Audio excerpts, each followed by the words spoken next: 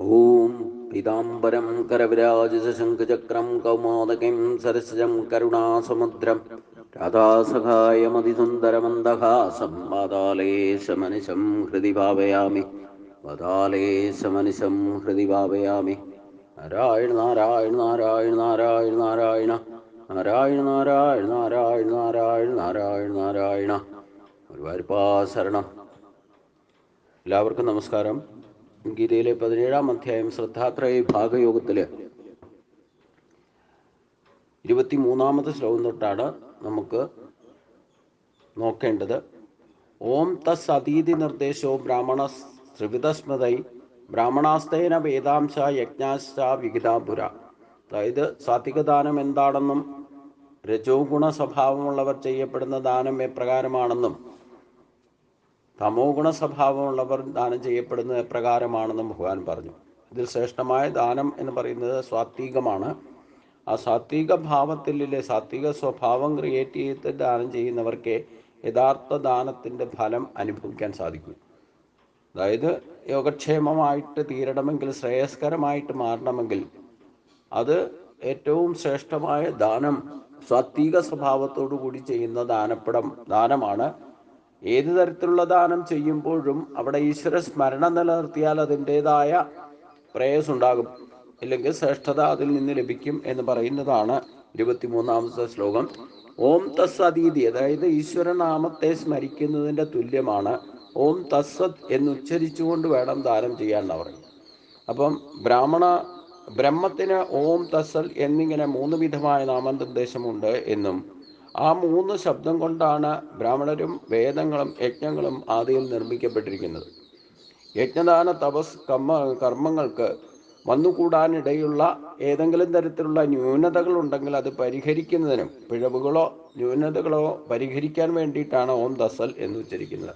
ബ്രാഹ്മണർ സാധാരണ ദാനം ചെയ്യുന്ന ബ്രാഹ്മണകുലത്തിൽ എപ്പോൾ ദാനം ചെയ്താലും ഈ ഓം തസ്സൽ എന്ന സമർപ്പണ ബുദ്ധിയോടെയാണ്, ഇല്ലെങ്കിൽ അങ്ങനെ ഉച്ചരിച്ചുകൊണ്ട് തന്നെയാണ്. അങ്ങനെ ഒരു ചടങ്ങ് തന്നെ ആചാരം പാലിച്ചു വരുന്നുണ്ടെന്നർത്ഥം. അപ്പം നമ്മളിപ്പം ഒരു ഗീത തന്നെ അധ്യായം മുഴുവൻ തീരുമ്പോൾ അത് സമർപ്പിക്കപ്പെടുന്ന ഓം തസ്സൽ എന്ന് പറഞ്ഞിട്ടാണ് അധ്യായത്തിൻ്റെ സമർപ്പണം നടത്തുക.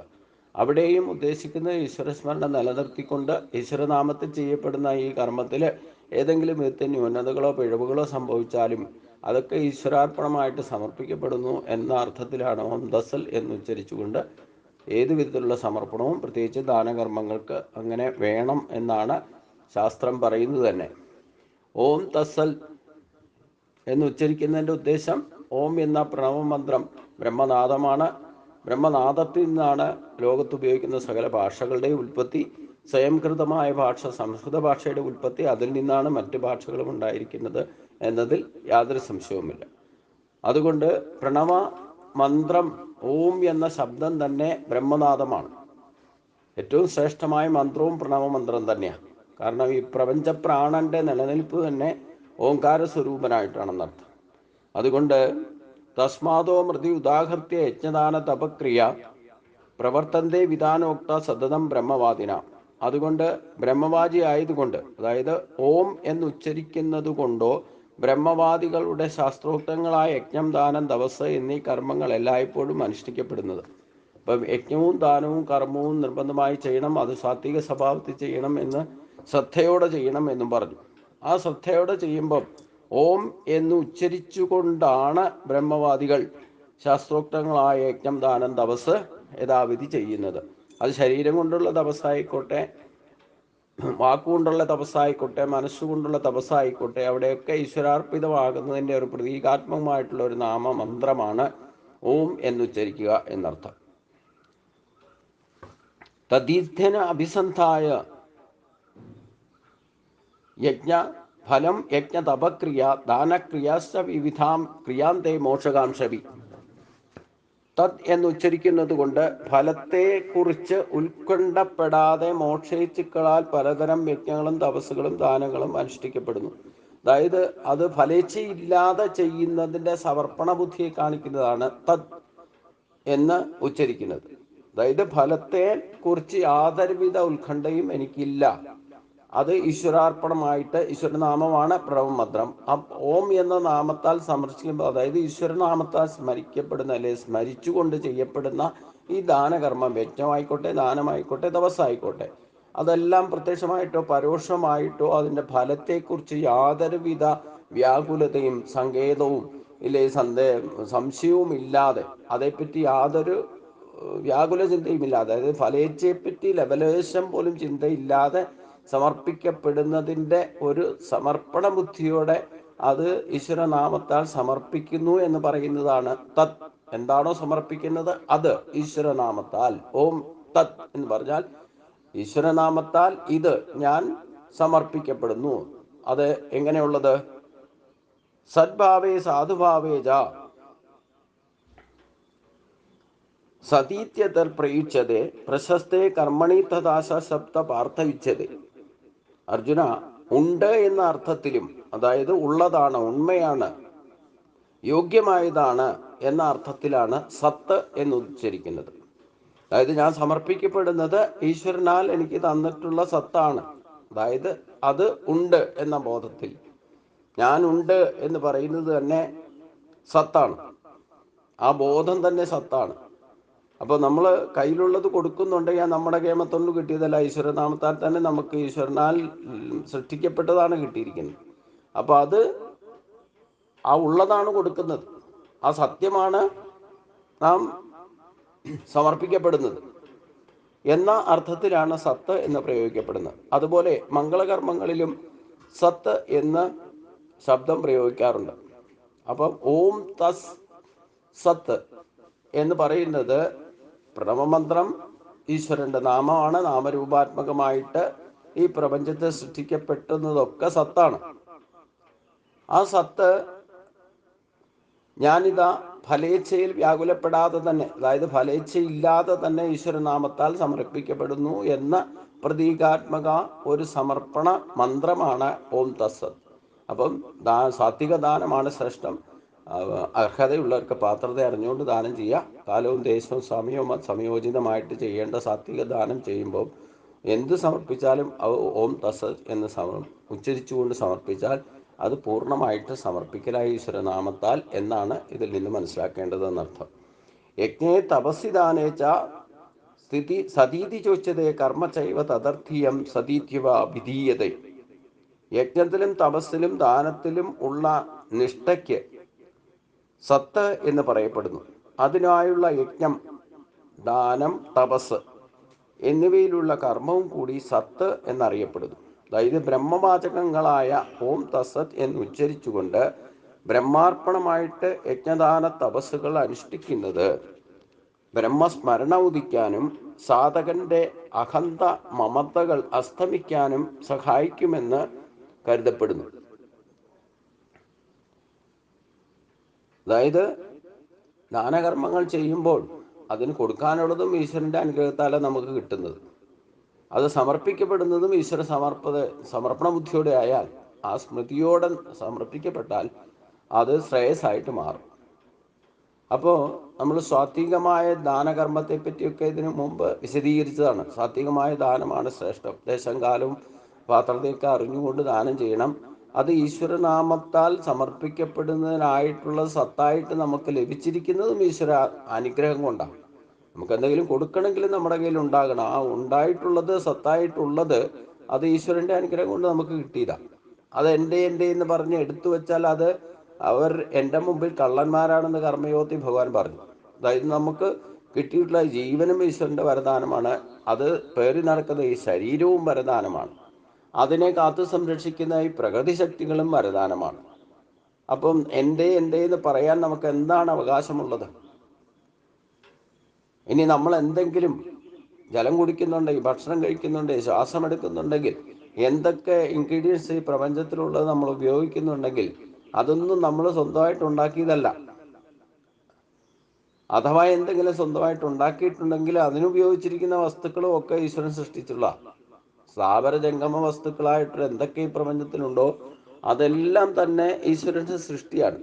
അപ്പം എൻ്റെ എന്ന് പറയാൻ എന്താണ് നമുക്ക് അവകാശമുള്ളത്? അപ്പം എന്ത് ദാനം കൊടുത്താലും, ഇപ്പം ജ്ഞാനം നമുക്ക് കിട്ടിയ അറിവ് ദാനം കൊടുത്താലും അത് നമ്മുടെ കേമത്വം കൊണ്ടല്ല, ഈശ്വരൻ്റെ അനുഗ്രഹം കൊണ്ടാണ് നമുക്ക് ആർക്കെങ്കിലും എന്തെങ്കിലും പറഞ്ഞു കൊടുക്കാൻ സാധിക്കുന്നത്. അപ്പം കൊടുക്കുന്ന അറിവ് ഇരട്ടിയായിട്ട് തിരിച്ചു വരും എന്ന് പറഞ്ഞു കഴിഞ്ഞാൽ എന്താ? നിങ്ങൾ എത്ര പേരെ ഗീതാശാസ്ത്രം പഠിപ്പിക്കുന്നുവോ, പഠിച്ചവർക്കല്ലേ പഠിപ്പിക്കാൻ സാധിക്കൂ. അപ്പം അറിയുന്നവര് അത് മറ്റുള്ളവർക്ക് അറിവ് ദാനമായിട്ട് കൊടുത്താൽ അതാണ് ഇരട്ടിയായിട്ട് വരിക. കാരണം ഓരോ ക്ലാസ് എടുക്കുമ്പോഴും ഗീതയെപ്പറ്റി ഗഹനമായിട്ട് കൂടുതൽ കൂടുതൽ പഠിക്കാനിട വരും. നമുക്ക് മറ്റൊരാൾക്ക് പറഞ്ഞു കൊടുക്കുമ്പോൾ അതിൽ നിന്നുണ്ടാകുന്ന അറിവ് ഇരട്ടിയായിരിക്കും. അപ്പോൾ ഒരിക്കലും നഷ്ടപ്പെടാത്തതുമാണ്. ബാക്കി ഭൗതിക വസ്തുക്കളൊക്കെ നമ്മൾ എന്തൊക്കെ സമ്പാദിച്ചിട്ട് എന്തൊക്കെ കൊടുത്താലും സമ്പത്ത് വരെ അത് എത്ര തന്നെ കൂട്ടി വെച്ച് എത്ര പേർക്ക് ദാനം ചെയ്താലും ദാനം ചെയ്യുന്നതനുസരിച്ച് തീർന്നുകൊണ്ടേയിരിക്കും. അത് ഇരട്ടിയായിട്ട് തിരിച്ചു വരുന്ന പ്രശ്നമൊന്നുമില്ല. അതേസമയം വിദ്യാദാനം എന്ന് പറഞ്ഞാൽ നമ്മൾക്ക് കിട്ടിയിരിക്കുന്ന അറിവ് കൊടുത്താൽ അത് ഇരട്ടിയായിട്ട് തിരിച്ചു വരും. അപ്പൊ ശ്രേഷ്ഠമായ ദാനം എന്താ? ഒരിക്കലും നഷ്ടപ്പെടാത്തത്.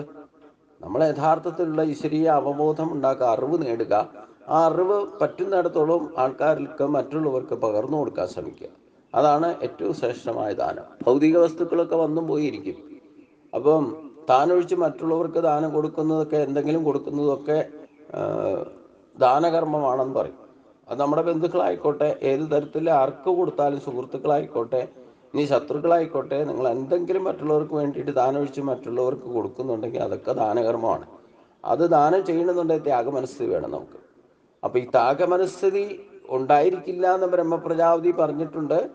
ആ ത്യാഗമനസ്ഥിതി എന്തെങ്കിലും ത്യജിച്ചാൽ മാത്രമേ നമുക്ക് എന്തെങ്കിലും നേടാൻ സാധിക്കൂ. അല്ലാതെ ഒരിക്കലും കിട്ടിയിട്ട് കൊടുക്കാമെന്ന് പറഞ്ഞുകൊണ്ടിരുന്നാൽ കിട്ടലും ഉണ്ടാവില്ല, കൊടുക്കലും ഉണ്ടാവില്ല. ആദ്യം കയ്യിലുള്ളത് എടുത്ത് കൊടുക്കുമ്പോഴാണ് തിരിച്ചു കിട്ടുക എന്നർത്ഥം.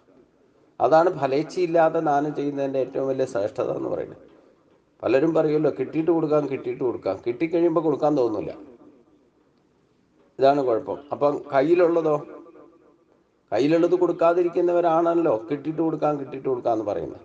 അപ്പോൾ ഭഗവാൻ ഇതിൽ സ്പഷ്ടമായിട്ട് കർമ്മയോഗത്തിൽ പറഞ്ഞു തന്നിട്ടുണ്ട്. ഈ സഖേജ ഭാവനയോടെ ഈശ്വരൻ സൃഷ്ടിച്ചു വെച്ചിരിക്കുന്നതൊക്കെ കാമധേനുവിനെ പോലെ പ്രവർത്തിക്കുന്ന പറഞ്ഞു. എന്ന് പറഞ്ഞാൽ പ്രകൃതിയാ തന്നെ, ഇപ്പൊ ജലത്തിന്റെ കുറവ് വന്നാൽ ജലം തന്നെ അതിന്റെ ലഭ്യത പ്രകൃതി തന്നെ ചെയ്യും. നമുക്ക് ശ്വാസം ശുദ്ധവായു കിട്ടുന്നില്ല എന്നുണ്ടെങ്കിൽ ശുദ്ധവായു തീരുന്നതനുസരിച്ച് വീണ്ടും ശുദ്ധവായു ഉണ്ടാകുന്നുണ്ടല്ലോ. ഈ കാണായ ലോകം മുഴുവൻ ശ്വാസമില്ല. ഒരു ജീവജാലങ്ങൾക്കും പ്രാണനുള്ള ജീവജാലങ്ങളെല്ലാം, അത് മനുഷ്യരോ മറ്റു ജീവജാലങ്ങളെടുക്കും, ശ്വാസഗതിയിലാണ് പ്രാണന്റെ നിലനിൽപ്പ്. അത് ഈ ലോകത്ത് ഉള്ളവരെല്ലാം ഉപയോഗിക്കുന്നുണ്ട്. അതിനെന്തെങ്കിലും കുറവ് വരുന്നുണ്ടോ? അത് ബാലൻസ് നിലനിർത്തുന്നു. അതന്നെയാണ് കാമധേനു എന്ന് പറയുന്നത്.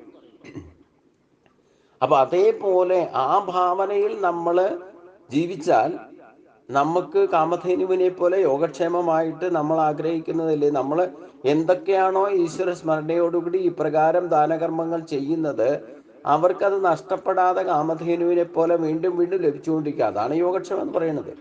നമുക്ക് ലഭിക്കാത്തത് ലഭിക്കുന്നതിനാ യോഗം എന്ന് പറയുന്നത്. അപ്രാപ്യസ്യ പ്രാപ്യതേ ഇത് യോഗം. എന്താണോ നമുക്ക് സാധിക്കില്ല എന്ന് നമ്മൾ വിചാരിച്ചിരിക്കുന്നത് അത് സാധിക്കും.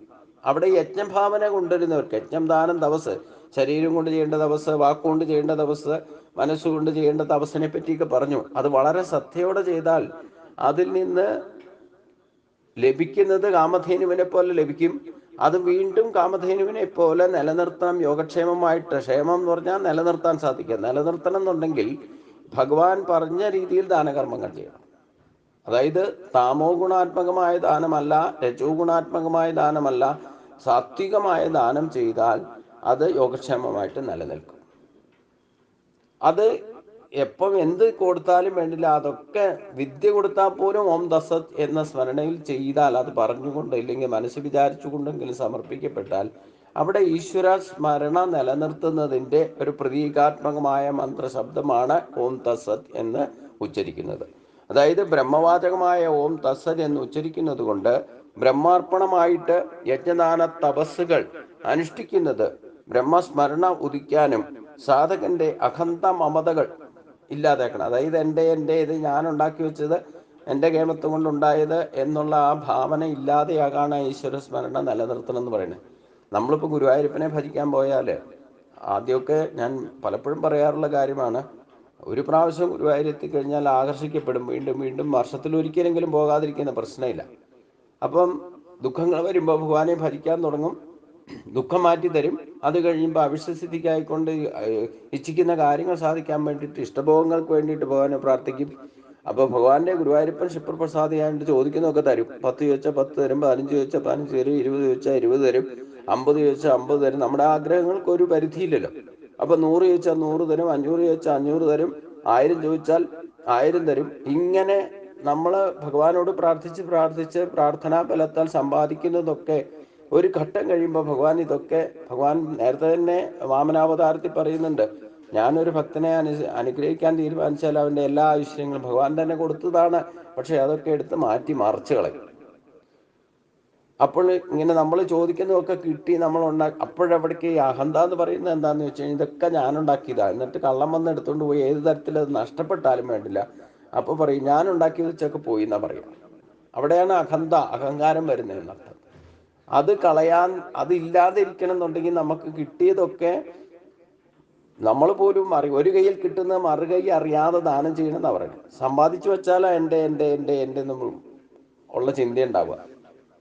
നമുക്ക് ജീവിക്കാൻ, ശരീരസ്ഥിതി നിലനിർത്താനുള്ളതൊക്കെ കരുതി വെക്കണം. അത് നമുക്ക് വേണ്ടത് ചെയ്യാം. അതാണ് 5-1 സ്വന്തമായിട്ട് എടുക്കാമെന്ന് പറഞ്ഞതിൻ്റെ കാര്യം. പഞ്ചമഹായജ്ഞങ്ങളെ പറ്റി ഞാൻ വിശദീകരിച്ച് പറഞ്ഞല്ലോ. നിർയജ്ഞം എന്ന് പറയുന്നത് നമ്മുടെ സ്വന്തം ശരീരത്തെ അല്ലെങ്കിൽ നമുക്ക് ജീവിക്കാനുള്ളത് നിലനിർത്തുന്നതിനെയാണ് സ്വന്തമായിട്ട് 5-1 കരുതി വെക്കാന്ന് പറഞ്ഞത്. 5 രൂപ ദേവന് കൊടുക്കാനുള്ള അതൊക്കെ ദാനകർമ്മങ്ങളിൽ പെടുന്നതാണ്. ഈശ്വരന്മാർക്ക് കൊടുക്കുന്നതും താനൊഴിച്ച് മറ്റുള്ളവർക്ക് കൊടുക്കാന്ന് പറഞ്ഞാൽ ഒരു ഭണ്ഡാരത്തിൽ കൊണ്ടുപോയിട്ട് 1 രൂപ ഇട്ടാലും ദാനകർമ്മത്തിൽ പെടുത്താതെ. അത് യജ്ഞ ഭാവനയാണ്. അപ്പം അതിന് റെസിറ്റ് ചോദിക്കോ? റെസിറ്റ് വേണമെന്ന് പറയുന്നതും അഹന്താഭാവം ഉണ്ടാക്കുന്നതാണ്. ഭണ്ഡാരത്തിൽ കൊണ്ട് ഇട്ട് കഴിഞ്ഞാൽ ആരാ റെസിറ്റ് തരാ? അപ്പൊ അതുകൊണ്ട് അത് അഹന്ത ഇല്ലാതാക്കാം. എണ്ണാത്തവണ്ണം സമർപ്പിക്കാന്നാ ഞാൻ എല്ലാവർക്കും പറഞ്ഞു കൊടുക്കാം. നമ്മൾ എണ്ണീട്ട് കൊടുക്കുക, ഈശ്വരന് കൊടുക്കുക എന്ന് പറഞ്ഞു കഴിഞ്ഞാൽ ആ എണ്ണി നോക്കുന്നതും ഒക്കെ നമ്മുടെ ഞാനെന്ന ഭാവത്തിന്റെ പ്രകടഭാവമാണ്. അപ്പം ഈശ്വരന് സമർപ്പിക്കുന്നത് ഫലേച്ഛയില്ലാതെ അർപ്പണ ബുദ്ധിയോട് ചെയ്യുക എന്ന് പറഞ്ഞാൽ എണ്ണാതെ സമർപ്പിക്കുക. എണ്ണാതെ സമർപ്പിച്ചാൽ സദാ തദ്ഭാവഭാവിതാകുന്ന ഭഗവാൻ പറഞ്ഞല്ലോ. ഏതേത് ഭാവത്തിൽ നമ്മൾ ദാനകർമ്മം ചെയ്യുന്നു അതാത് ഭാവത്തിലായിരിക്കും തിരിച്ചും കാമധേനുവിനെ പോലെ അത് പ്രവർത്തിക്കുക, ക്ഷേമമായിട്ട് നിലനിൽക്കുക. അപ്പം നമ്മൾ എണ്ണീട്ട് സമർപ്പിച്ചാൽ എണ്ണീട്ടായിരിക്കും തിരിച്ചു കിട്ടുക, എണ്ണാതെ സമർപ്പിച്ചാലോ എണ്ണാത്തത് കിട്ടും. ഇങ്ങനെ നമ്മൾ ഗഹനമായിട്ട് ചിന്തിച്ചു കഴിഞ്ഞാൽ, ഇതിൻ്റെ ശ്രേഷ്ഠത മനസ്സിലാക്കി കഴിഞ്ഞാൽ പിന്നെ ജീവിക്കാൻ അനായാസനം സാധിക്കും. അതായത് 5 രൂപ നിങ്ങൾക്ക് ഏത് തരത്തിൽ കിട്ടിയാലും വേണ്ടില്ല, അത് ദേവന് കൊടുക്കാനുള്ള ദേവന് കൊടുക്കുക, പിതൃക്കൾക്കും കാരണവന്മാർക്കും അവരെ സംരക്ഷിക്കാൻ വേണ്ടിയിട്ടുള്ളത് ഒരു ഭാഗം മാറ്റി വയ്ക്കുക, അതിഥികൾ അവിചാരിതമായിട്ട് ആരെങ്കിലുമൊക്കെ ഏതെങ്കിലും സമയത്ത് വരും, അവരെ ആദരിക്കാനും ബഹുമാനിക്കാൻ വേണ്ടിയിട്ട് ഒരു ഭാഗം മാറ്റി വയ്ക്കുക. ദാനകർമ്മങ്ങൾക്ക് വേണ്ടി പ്രത്യേകിച്ച് പാത്രത അറിഞ്ഞുകൊണ്ടും അർഹതയുള്ള സമയത്തും ഇല്ലേ കാലവും ദേശവും ഒക്കെ നോക്കിയിട്ട് സാത്വിക ദാനം ചെയ്യാൻ വേണ്ടിയിട്ട് ഒരു ഭാഗം മാറ്റി വയ്ക്കുക. താനൊഴിച്ച് മറ്റുള്ളവർക്ക് കൊടുക്കുന്നതൊക്കെ ദാനകർമ്മങ്ങളിൽ പെടുന്നതാണ്. ഒരു ഭാഗം സ്വന്തമായിട്ട് എടുക്കാം, അവനവൻ്റെ ശരീരം നിലനിർത്താൻ വേണ്ടിയിട്ട്. സമ്പാദിച്ചു വെച്ചാൽ ഒരിക്കലും ഈശ്വര നിയമം അനുവദിക്കുന്നില്ല. കാരണം സമ്പാദിച്ചു വെച്ചാൽ അത് പിൻതലമുറ കർമ്മം ചെയ്യുന്നത് മുഴുവൻ ഇത് തീർക്കാനായിരിക്കും. അത് മക്കളായിക്കോട്ടെ, അത് സംശയമില്ല. അതുകൊണ്ട് ഇത്തരത്തിൽ ചെയ്യുന്നതൊക്കെ, അത് ദേവയജ്ഞമായിക്കോട്ടെ, പിതൃയജ്ഞമായിക്കോട്ടെ, അതിഥിയജ്ഞമായിക്കോട്ടെ, നിർയജ്ഞമായിക്കോട്ടെ, നിയതയജ്ഞമായിക്കോട്ടെ, ഒക്കെ അതിനൊക്കെയുള്ള ശ്രേഷ്ഠത നമുക്ക് കിട്ടിയിരിക്കുന്ന ഈശ്വരൻ്റെ അനുഗ്രഹം കൊണ്ടാണ്. അതുകൊണ്ട് ഈശ്വര സ്മരണ നിലനിർത്തിയാൽ ഞാനെന്നും എൻ്റെ എന്നുള്ള കേമത്വം പോകും. ഞാൻ പറഞ്ഞല്ലോ, ഗുരുവായൂരപ്പനും ചോദിക്കുന്നൊക്കെ തന്നു കഴിയുമ്പോൾ അത് നഷ്ടപ്പെട്ട് കഴിയുമ്പോൾ നമ്മളെന്താ പറയുക? തലയ്ക്ക് കൈ വെച്ച് കരഞ്ഞുകൊണ്ട് പറയുന്നത് ഞാൻ ഉണ്ടാക്കി വെച്ചതൊക്കെ പോയി എന്നാ പറയുക. ഞാനിങ്ങനെ ഭക്തിയും കൊണ്ട് നടന്നിട്ടും എന്തുകൊണ്ട് ഈശ്വരനെ എനിക്ക് ഈ ഗതി വരുത്തി, എന്നെ ദരിദ്രനാക്കി മാറ്റി എന്നൊക്കെ പറഞ്ഞിട്ട് കുറച്ച് ദിവസത്തേക്ക് ഗുരുവായൂരപ്പനെ കാണാൻ പോലും തന്നെ നിർത്തും, ചിലപ്പം ദേഷ്യം വന്നിട്ട്. പിന്നെ അത് കഴിഞ്ഞ് കുറച്ച് ദിവസം കഴിയുമ്പോൾ ഇത് മറക്കും, എന്നിട്ട് വീണ്ടും പോകാൻ തുടങ്ങും. ആകർഷശക്തി ഉള്ളതുകൊണ്ട് വീണ്ടും മരിക്കും, വീണ്ടും തന്നെ പല പ്രാവശ്യം ആവർത്തിക്കും. കിട്ടുന്നതൊക്കെ പോവും, എൻ്റെ കേമത്വം കൊണ്ട് ഉണ്ടായി, എൻ്റെ കേമത്വം കൊണ്ട്, അല്ലെങ്കിൽ എനിക്ക് ഉണ്ടാക്കി വെച്ചതൊക്കെ നഷ്ടപ്പെട്ടു എന്നൊക്കെ പറഞ്ഞിട്ട് കരഞ്ഞു വിളിച്ച് നടന്ന് പല പ്രാവശ്യം അനുഭവമായി കഴിയുമ്പോൾ തന്നെ തോന്നും ഇത് തരുന്നതും തിരിച്ചെടുക്കുന്നതും ഭഗവാൻ തന്നെയാണ്. ഇവിടെയാണ് നമ്മുടെ അഹന്ത പോകുള്ളൂ എന്നർത്ഥം. അപ്പോൾ അനുഭവത്തിൽ നിന്നല്ലാതെ ഇപ്പം എത്രയൊക്കെ പറഞ്ഞു തന്നാലും അവനവന് അനുഭവം ഉണ്ടാകുമ്പോൾ എത്രയായാലും എൻ്റെ ശരീരം, എൻ്റെ വസ്തുക്കൾ, എൻ്റെ എന്ന് പറയാതിരിക്കില്ല നമ്മൾ. ആ എൻ്റെ എന്ന് പറയുന്നത് തന്നെ അഹന്തയാണെന്നർത്ഥം. അപ്പം നമുക്ക് കിട്ടിയിരിക്കുന്ന ജീവനും ഈശ്വരൻ തന്നിട്ടുള്ളതാണ്. ശരീരവും അതേ. അതിലെ ആ ശരീരത്തെ നിലനിർത്താൻ ഉപയോഗിക്കുന്ന എല്ലാവിധ വായു ആയിക്കോട്ടെ, ജലമായിക്കോട്ടെ, അഗ്നി ആയിക്കോട്ടെ, പഞ്ചഭൂത തത്വങ്ങളായിക്കോട്ടെ, നമ്മളിൽ പ്രകടമാകുന്ന ശക്തി ആയിക്കോട്ടെ, വാക്കായിക്കോട്ടെ, മനസ്സായിക്കോട്ടെ, എന്തൊക്കെ ആയിക്കോട്ടെ, അതൊക്കെ ഭഗവാന്റെ വരദാനമാണ്. ഈശ്വരൻ ഇതൊക്കെ തന്ന അതൊക്കെ യഥാവിധി നിരന്തരമായിട്ട് യോഗക്ഷമമായിട്ട് പ്രവർത്തിപ്പിച്ചുകൊണ്ടിരുന്നില്ലെങ്കിൽ, അഥവാ സഹയജ്ഞ ഭാവനയോടെ ഇത് പരിപാലിച്ചില്ലെങ്കിൽ നമുക്ക് ഒന്നും കേമത്തം കാണിക്കാൻ പറ്റില്ല. പക്ഷെ നമ്മളന്ന് മറന്നിട്ടാ പ്രവർത്തിക്കുന്നത്. അതാണ് അഹന്ത എന്ന് പറയുന്നത്. അപ്പൊ നമുക്ക് ചിന്തിക്കാനോ പറയാനോ പ്രവർത്തിക്കാനോ നമ്മുടെ ശരീരമോ മറ്റു വസ്തുക്കളോ നമ്മൾ എന്തൊക്കെ ചെയ്യുന്നുണ്ടോ, എന്തൊക്കെ അത് പ്രപഞ്ച വസ്തുക്കളെ ഉപയോഗിക്കുന്നുണ്ടോ, സ്ഥാവര ജംഗമങ്ങളായിട്ടുള്ളത്, അതെല്ലാം ഈശ്വരന്റെ സൃഷ്ടിയാണ്. അപ്പം അത് ഇല്ലാതെ വരാൻ വേണ്ടിയിട്ട്, ഇല്ലെങ്കിൽ ഭഗവാൻ തന്നിട്ടുള്ളത് കിട്ടിയത് എൻ്റെ എന്ന് മറിച്ച് എടുത്തു വെച്ചാൽ അതവരാണ് എൻ്റെ മുമ്പിൽ കള്ളന്മാരെന്ന് ഭഗവാൻ പറഞ്ഞിട്ടുണ്ട്. ആ തത്വത്തെ കാണിച്ചു തരാനാണ് ഭഗവാൻ ശ്രീകൃഷ്ണൻ കുട്ടിയായിരിക്കുമ്പോൾ തന്നെ വെണ്ണ കണ്ടിട്ട് യശോദമ്മ വിളിച്ചു നിർത്തി ചോദിക്കുമ്പം, നീ കട്ടോ? ഞാൻ കട്ടിട്ടേ ഇല്ല. അതിൻ്റെ തൊണ്ടി സഹിതം നമുക്ക് പ്രത്യക്ഷത്തിൽ അറിയാം, കയ്യിലും മുഖത്തും ഒക്കെ വെണ്ണ ഇരിക്കുന്നുണ്ട്. എന്നിട്ടും ഭഗവാൻ ചിരിച്ചുകൊണ്ട് പറയുന്നത് എന്താ? ഞാൻ കണ്ടിട്ടില്ല. എന്തിനാ എൻ്റെ വസ്തു ഞാൻ എന്തിനു കട്ടു എന്ന് പറയണം? അത് നമ്മൾ മനസ്സിലാക്കാത്തതുകൊണ്ടല്ലേ. അപ്പൊ ഇതുപോലെ നമ്മൾ ജീവിതത്തിൽ എന്തൊക്കെ ഈ പ്രപഞ്ചത്തിൽ നിന്നോ ഇൻഗ്രീഡിയൻസ് ജീവിക്കാൻ വേണ്ടിയിട്ട് എന്തൊക്കെ എടുത്ത് ഉപയോഗിക്കുന്നുണ്ടോ, ശരീരം മുതൽ ഒക്കെ ഈശ്വരൻ തന്നിട്ടുള്ളതാ. നമ്മളായിട്ടൊന്നും ഉണ്ടാക്കിയിട്ടില്ല. അത് എൻ്റെ എന്ന് കരുതിയാൽ അത് അഹന്തയാണെന്നർത്ഥം. അപ്പൊ അതില്ലാതെ വരാൻ വേണ്ടിയിട്ടാണ് എന്ത് ചിന്തിച്ചാലും പറഞ്ഞാലും യജ്ഞദാന തപ കർമ്മങ്ങൾ ചെയ്യുമ്പോഴൊക്കെ ഓം തസ്സത് എന്ന സമർപ്പണ ബുദ്ധിയോടെ ചെയ്താൽ അത് ഈശ്വരനെ സ്മരിക്കലാകും. എൻ്റെ കേമത്വം അല്ലെ ഞാനെന്ന ഭാവത്തെ ഇല്ലാതെയാക്കാനും സാധിക്കും. അത് തന്നെ എളുപ്പം ഉണ്ടാകില്ല. പക്ഷേ നിരന്തരമായിട്ട് അത് സമർപ്പണ ബുദ്ധിയോടെ ചെയ്താൽ നമുക്ക് ആ ഈശ്വര സ്മരണം നിലനിർത്താൻ സാധിക്കും. ഈശ്വര സ്മരണം നിലനിർത്തിയാൽ തന്നെ നമ്മുടെ അഹന്ത മര്യാദകൾ, ഇല്ലെങ്കിൽ ഞാനെന്ന കേമത്വം ഇല്ലാതെ വരും. അഹന്തയും മമതയും, അഹന്ത എന്ന് പറഞ്ഞാൽ ഞാനെന്ന എൻ്റെ എന്നുള്ള ബോധം, മമത എന്ന് പറഞ്ഞാൽ അതിനോടുള്ള അറ്റാച്ച്മെന്റ്. ഇത് രണ്ടും ദോഷം ചെയ്യും. സംഘദോഷവും സമ്പർക്ക ദോഷത്തിനും കാരണമായിട്ട് ഭവിക്കും. അതുകൊണ്ടാണ് ലിമിറ്റ് കൂടുതൽ അറ്റാച്ച്മെന്റ് ഉണ്ടാക്കരുത് എന്ന് ഭഗവാൻ രണ്ടാമത്തെ സർവത്രാനഭിസ്നേഹ തത്വപ്രാപ്യ ശുഭാശുഭം നാഭ്യന്തേശിതസ്യ പ്രജ്ഞാ പ്രതിഷ്ഠിത. നമ്മൾ അധ്വാനിച്ചിട്ടായാലും എന്തെങ്കിലും ഉണ്ടാക്കി നമുക്ക് കിട്ടിയിട്ടുണ്ടെങ്കിൽ, ഇനി സമ്മാനമായിട്ട് കിട്ടിയിട്ടുണ്ടെങ്കിൽ, അതൊക്കെ ഈശ്വര സ്മരണ കൊണ്ട് കിട്ടിയില്ല, ഈശ്വരന്റെ അനുഗ്രഹം കൊണ്ട് കിട്ടിയതാണെന്ന് ഒരിക്കൽ പറഞ്ഞാൽ പോലും പിന്നെയും എൻ്റെ എന്ന് പറഞ്ഞിട്ട് അതിനോട് മമത ഉണ്ടാക്കും. അത് നഷ്ടപ്പെടാനോ ഇത് മറ്റാർക്കെങ്കിലും കൊടുക്കാനോ, എനിക്ക് കിട്ടിയ ഈശ്വരന്റെ അനുഗ്രഹം ഇത് ഞാൻ മറ്റാർക്കും കൊടുക്കില്ല എന്നൊക്കെ പറയാനിട വരുന്നത് അതിനോടുള്ള അറ്റാച്ച്മെന്റ്, അതിനോട് കൂടുതൽ മമതയാണ്. അപ്പം ഞാനെന്ന ആ കേമത്വം കാണിക്കാൻ പാടില്ല. എൻ്റെ എന്ന് പറഞ്ഞ് എടുത്തു വച്ചിരിക്കുന്ന വസ്തുക്കൾ അല്ലെങ്കിൽ നമുക്ക് ഇഷ്ടമുള്ളതൊക്കെ മമതാബന്ധം കൂടുതലുണ്ടെങ്കിൽ, അതിനോട് അറ്റാച്ച്മെന്റ് കൂടുതലുണ്ടെങ്കിൽ അത് ആർക്കും കൊടുക്കാനും നമ്മൾ തയ്യാറാവില്ല എന്നർത്ഥം. ഇത് രണ്ടും അപകടമാണ്. അപ്പൊ അതുകൊണ്ട് ഇത് കിട്ടിയിട്ടുള്ളതും ഭഗവാൻ തന്നിട്ടുള്ളതാണ്. അപ്പൊ യഥാർത്ഥത്തിൽ ഇത് ഭഗവാന്റേതാണ്. അപ്പൊ നമ്മുടേതല്ല എന്നുള്ള ഭാവത്തിൽ വച്ചിരുന്നാൽ മാത്രമേ അറ്റാച്ച്മെന്റ് ഇല്ലാതെ നമുക്ക് ത്യാഗമനസ്സോടെ അത് കൊടുക്കാൻ സാധിക്കൂ. അതുകൊണ്ടാണ് അഹന്ത മമതകൾ ഇല്ലാതെയാക്കാൻ വേണ്ടിയിട്ടാണ് ഈശ്വര സ്മരണാർപ്പണമായിട്ട് ഓം തസ്സത് എന്ന് ഉച്ചരിക്കുന്നത് എന്നാണ് പറഞ്ഞതിൻ്റെ സാരം. ഇനി ഈ ചെയ്യുന്നതൊക്കെ ആഹാരം കഴിക്കുന്നതായിക്കോട്ടെ, സാത്വിക ആഹാരം കഴിച്ചാലും സാത്വിക കർമ്മങ്ങൾ, സാത്വിക കർമ്മത്തിനാണ് ഏറ്റവും പ്രാധാന്യം. മനുഷ്യന്റെ പൊതുവെ സ്വഭാവം രജോഗുണാത്മകമാണ്. ഇതിൽ ഏറ്റവും ശ്രദ്ധിക്കേണ്ടത് നമ്മുടെ സ്വഭാവത്തിൽ സാത്വികമാണോ രാജസമാണോ താമസമാണോ ഏതാ സ്വഭാവം എന്ന് തിരിച്ചറിയണം. എന്നിട്ട് തമസിനെയും രജസിനെയും, തമോ ഗുണം ഒരിക്കലും വളർത്തരുത്. അത് വിശ്രമിക്കാൻ വേണ്ടിയിട്ട് മാത്രം ഉപയോഗിക്കുക. രജോ ഗുണം വളരെ ശ്രദ്ധയോടെ ഉപയോഗിക്കണം. കാരണം എന്താ? കർത്തവ്യ കർമ്മങ്ങൾ, ഈ പറയുന്ന കാര്യങ്ങളൊക്കെ ശരീരം കൊണ്ട് കർമ്മം ചെയ്യണമെങ്കിൽ രജോ ഗുണ പ്രഭാവം ഉണ്ടാകണം. അതേ കർമ്മ കുശലത, കർമ്മം ചെയ്യാനുള്ള ഉത്സാഹം ഉണ്ടാകണമെങ്കിൽ രജോ ഗുണത്തിന്റെ പ്രേരണ ഇല്ലാതെ ഇരിക്കുന്നിടത്ത് എണീക്കാൻ പോലും സാധ്യമല്ല. അപ്പം രജോ ഗുണം വളരെ ശ്രദ്ധയോടെ ഉപയോഗിക്കണം. സാത്വികതയിലേക്ക് എത്താൻ വേണ്ടിയിട്ടായിരിക്കാം തമസിനെയും രജസിനെയും നമ്മൾ ഉപയോഗിക്കുന്നത്. അപ്പം ശരീരം കൊണ്ട് പണിയെടുത്ത് മടുത്തു കഴിഞ്ഞാൽ കുറച്ചു നേരം വിശ്രമിക്കണം. അപ്പോൾ തമസിനെ ഉപയോഗിക്കണം, അതും കൃത്യമായിട്ട് ഉപയോഗിക്കണം, ശ്രദ്ധയോടെ ഉപയോഗിക്കണം. കിടന്നുറങ്ങിക്കോളാൻ പറഞ്ഞതെന്ന് വെച്ചാൽ 24 മണിക്കൂറും കിടന്നുറങ്ങാനല്ല, ഉറങ്ങാനൊട്ട് സാധിക്കുകയില്ല. അപ്പം ശരീരം പണിയെടുത്ത് കുറച്ച് ഇടയ്ക്ക് വിശ്രമം ആവശ്യമാണെങ്കിൽ വിശ്രമിക്കാം, അതിന് തമസിനെ ഉപയോഗിക്കാം. കർമ്മം ചെയ്യേണ്ട കാര്യങ്ങളൊക്കെ ഏത് സമയം ഉറങ്ങിക്കൊണ്ടിരിക്കാൻ പാടില്ല. അപ്പം കൃത്യമായിട്ട് പ്രവർത്തിക്കണം. അവരുടെ രജോ ഗുണത്തിൻ്റെ യൂട്ടിലൈസേഷനും വളരെ ശ്രദ്ധയോടെ ചെയ്യണമെന്നർത്ഥം. ഈ രണ്ട് ഗുണങ്ങളെയും യൂട്ടിലൈസ് ചെയ്യുമ്പോഴൊക്കെ സത്വഗുണത്തിൽ അപ്ഗ്രേഡേഷൻ നേടാൻ വേണ്ടിയിട്ടായിരിക്കും. സാത്വിക സ്വഭാവം ക്രിയേറ്റ് ചെയ്യണം. സാത്വിക കർമ്മങ്ങളായിരിക്കണം രജോ ഗുണത്തിനെ കൊണ്ട് ചെയ്യിക്കേണ്ടത്. അപ്പോൾ അതിന് യഥാർത്ഥ അറിവുണ്ടാകണം. അപ്പം സാത്വികമായിട്ടുള്ള ആഹാരം കഴിക്കണം, സാത്വിക യജ്ഞങ്ങൾ ചെയ്യണം, സാത്വിക ദാനം ചെയ്യണം. ശരീരം കൊണ്ട് ചെയ്യേണ്ട തപസ്സും വാക്കുകൊണ്ട് ചെയ്യേണ്ട തപസ്സും മനസ്സുകൊണ്ട് ചെയ്യേണ്ട തപസ്സും വളരെ ശ്രദ്ധയോടെ അത് സാത്വികമായിട്ട് ചെയ്യണം. ആ ചെയ്യുന്ന കർമ്മങ്ങൾ ചിന്തിക്കുന്നതും പറയുന്നതും പ്രവർത്തിക്കുന്നതും ഒക്കെ സമർപ്പണ ബുദ്ധിയോടെ ഓം തസ്സത് എന്ന ഭാവനയിലായിരിക്കണം ചെയ്യുന്നത്.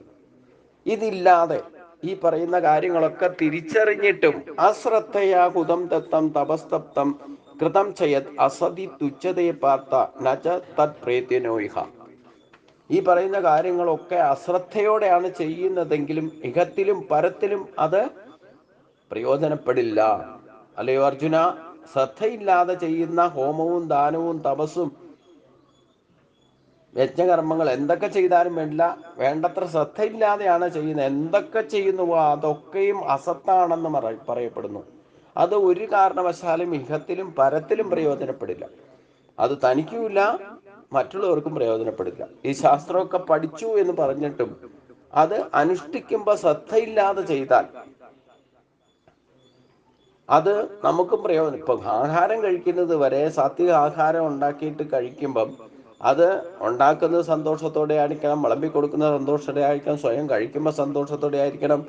അത് കാട്ടിക്കൂട്ടുന്ന വിധത്തിൽ ഇല്ലെങ്കിൽ ഒരു പണി തീർക്കാൻ വേണ്ടിയിട്ട് ചെയ്താൽ അത് അശ്രദ്ധയാണെന്നർത്ഥം. അപ്പം അശ്രദ്ധയോടെ ചെയ്താൽ എന്താ കുഴപ്പം? അത് തനിക്കും പ്രയോജനപ്പെടില്ല, മറ്റുള്ളവർക്കും പ്രയോജനപ്പെടില്ല. അതാണ് ഇഹത്തിലും പരത്തിലും പ്രയോജനപ്പെടില്ല എന്നർത്ഥം. അപ്പൊ സന്തോഷത്തോടെ ആയിരിക്കണം ഭക്ഷണം, പാചകം, എന്ത് ജോലിയും കർമ്മകുശലതയോടെ ചെയ്യണം എന്നർത്ഥം.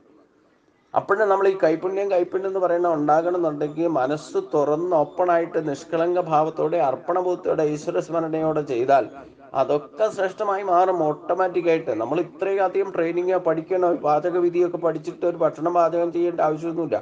നല്ല മനസ്സുണ്ടെങ്കിൽ അത് ഉണ്ടാക്കുന്നവർ തന്നെ നന്നാവും. അതാ നമ്മുടെ മനസ്സ് സദാ സദ്ഭാവഭാവിതാഹ, യാതൊരു സംശയമില്ല കാര്യത്തിൽ. അപ്പൊ അത് അനുഭവത്തിൽ നിന്ന് പഠിക്കണം. അതുകൊണ്ടാണ് ഞാൻ പറഞ്ഞത്, അതിനു വേണ്ട എന്ത് തന്നെ സംഭരിക്കുന്നതാണ് ഇനി സന്തോഷത്തോടെ സംഭരിക്കുക, ഈശ്വരാർപ്പണമായിട്ട് സംഭരിക്കുക. അത് ഉപയോഗപ്പെടുത്തുന്നത് എല്ലാവർക്കും തനിക്കും പ്രയോജനപ്പെടണം, മറ്റുള്ളവർക്കും പ്രയോജനപ്പെടണം എന്നുള്ള ഉദ്ദേശത്തോടു കൂടി കർമ്മകുശലതയോടെ അത് പാചകം ചെയ്യുക, സന്തോഷത്തോടെ പാചകം ചെയ്യുക. പൂർണ്ണ താല്പര്യമാണ് സന്തോഷത്തോടെ ചെയ്യുക എന്ന് പറയുന്നത്. ഇതൊക്കെ ഞാൻ ചെയ്യണമല്ലോ എന്ന വിചാരത്തോടു കൂടി ചെയ്താൽ അവിടെ കർമ്മകുശലതയല്ല എന്ന് പറയണം, അത് താല്പര്യമല്ല, അത് പണി തീർക്കലാകും, കാട്ടിക്കൂട്ടലായിട്ട് മാറും, അത് തമോ ഗുണാത്മകമായിട്ട് മാറും. പിന്നെ വേണ്ടത്ര താല്പര്യമില്ലെങ്കിൽ എന്താ കുഴപ്പമെന്ന് ചോദിച്ചു കഴിഞ്ഞാൽ ശ്രദ്ധ കുറയും. എങ്ങനെയൊക്കെ എന്തെങ്കിലുമൊക്കെ പണി തീർക്കണം എന്നുള്ള ഉദ്ദേശം ഉണ്ടാവും. ഇപ്പം നമ്മളൊരു കല്യാണത്തിന് പോയാൽ തന്നെ കല്യാണത്തിനുള്ള എല്ലാ കാര്യത്തിനും വിളിച്ചില്ലെങ്കിൽ പരാതി പറയാം, എന്നെ വിളിച്ചില്ല എന്ന്. വിളിച്ചു കഴിഞ്ഞാൽ പിന്നെ പണി തീർക്കലായി, ആരെങ്കിലും പോകണ്ടേ? ചെന്ന് കഴിഞ്ഞാൽ തന്നെയോ ആ ചടങ്ങ് കൊണ്ട് ഫേസ് കാണിച്ചു, അത് കഴിഞ്ഞിട്ട് എങ്ങനെയെങ്കിലും ഭക്ഷണം കഴിച്ചിട്ട് പോയാൽ മതി. സമയമൊന്നും ആയിട്ടോ വിശന്നിട്ടോ ഒന്നും ആയിരിക്കില്ല, പക്ഷെ പണി തീർക്കാൻ വേണ്ടിയിട്ടായിരിക്കും കഴിക്കുക. എന്നിട്ട് 50% ഉണ്ടാക്കുന്നവരും പണി തീർക്കലായിരിക്കും, വിളമ്പുന്നവരും പണി തീർക്കലായിരിക്കും, കഴിക്കുന്നവരും പണി തീർക്കലായിരിക്കും. അതൊക്കെ സംഘടിപ്പിച്ചവരും പണി തീർത്തിട്ട് എങ്ങനെയെങ്കിലും ഹാളും താക്കോലും ഏൽപ്പിച്ചിട്ട് പോകണം എന്നുള്ള ഉദ്ദേശത്തിലാണ്. ധൃതി പിടിച്ചിട്ട് എന്തൊരു സ്പീഡാ, അല്ലെങ്കിൽ എല്ലാവർക്കും എന്തൊരു ടെൻഷനാ, ധൃതിയാണ്. എന്നിട്ട് ഇത്ര ഇറക്ക് പിടിച്ചിട്ട് പോയിട്ട് വീട്ടിൽ പോയിട്ട് ചെയ്യുന്ന ഒന്നെങ്കിൽ കിടന്നുറങ്ങുമില്ലേ TV കണ്ടുകൊണ്ടിരിക്കും. എല്ലാം പണി തീർക്കല. ഇത് ഇഹത്തിലും പരത്തിലും ആർക്കും പ്രയോജനപ്പെടില്ലെന്ന വക. ഇതാണ് അശ്രദ്ധയാഹുതം ദത്തം. ശ്രദ്ധയില്ലാതെ ഈ ചെയ്യുന്ന കർമ്മങ്ങളൊക്കെ, അത് എത്ര ശ്രേഷ്ഠമായ യജ്ഞമായിക്കോട്ടെ, ദാനമായിക്കോട്ടെ, തപസ്സായിക്കോട്ടെ, ശ്രദ്ധയില്ലാതെ ചെയ്താൽ അത് അവനവനും പ്രയോജനപ്പെടില്ല, മറ്റുള്ളവർക്കും പ്രയോജനപ്പെടില്ല. ആർക്കും ഒട്ട് സന്തോഷം കൊടുക്കാനും പറ്റില്ല. നിരന്തരം വാരിപ്പിടിച്ച് പരിഭ്രമത്തോടുകൂടി ടെൻഷൻ അടിച്ച് ജീവിതം നയിക്കുക. അതാണ് ഇഹത്തിലും പരത്തിലും പ്രയോജനപ്പെടില്ല എന്ന് പറഞ്ഞതിൻ്റെ ലക്ഷ്യം. അത് നമ്മൾ ചിന്തിക്കുന്നതും പറയുന്നതും പ്രവർത്തിക്കുന്നതും ഒക്കെ നമ്മൾ സന്തോഷത്തിന് വേണ്ടിയിട്ടാണെങ്കിൽ അത് മറ്റുള്ളവർക്ക് കൂടി സന്തോഷം വേണമെന്ന് ഉണ്ടാകണം എന്നുള്ള വിധത്തിൽ പ്രവർത്തിക്കണം എന്നർത്ഥം. അതാണ് ശാസ്ത്രം പഠിച്ചിട്ട് അനുസരിക്കുന്നതിൻ്റെ ഏറ്റവും വലിയ ഗുണം. പ്രത്യക്ഷമായിട്ടോ പരോക്ഷമായിട്ടോ ഒരിക്കലും നമ്മളെ കൊണ്ട് മറ്റൊരാളെ ബുദ്ധിമുട്ടിക്കാനോ അവരെ വേദനിക്കാനോ ഇടവരുത്. വാക്കുകൊണ്ടോ പ്രവൃത്തി കൊണ്ടോ ഒന്നും മറ്റുള്ളവരെ ഡിസ്റ്റർബ് ചെയ്യാതിരിക്കാൻ ശ്രദ്ധിക്കണം. അതാണ് യഥാർത്ഥത്തിൽ ശാസ്ത്രം പഠിക്കുന്നതിൻ്റെ പ്രയോജനം. അത് അത്തരത്തിൽ ഉപയോഗിക്കുന്നില്ലെങ്കിൽ ഈ ഗീതാശാസ്ത്രം പഠിച്ചാൽ പോലും നിഷ്പ്രയോജനമായിട്ട് വരും.